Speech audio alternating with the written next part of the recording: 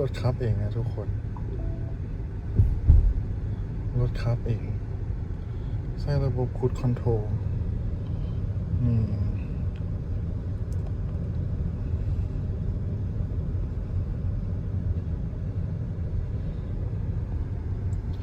แต่ว่าเราต้องจับ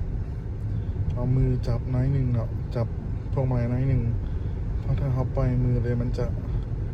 ะเตือนเนาะเนี่ยคือเขาปล่อยมือเขาปล่อยมือออกมาแล้วมันจะมีเตือนเห็นปะว่าโปรดหมุนพวงมาลัยเล็กน้อย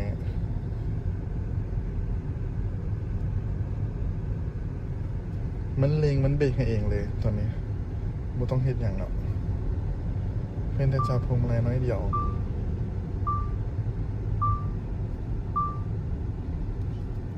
มันเตือนให้จับพวงมาลัย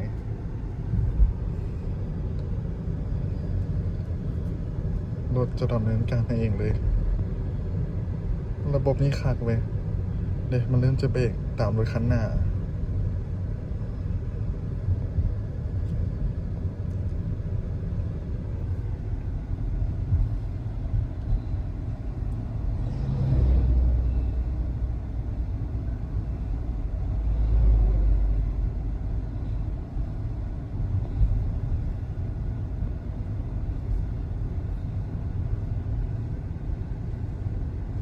สะดวกขนาดเลยเพื่อให้เขาบ่เมื่อยเนาะ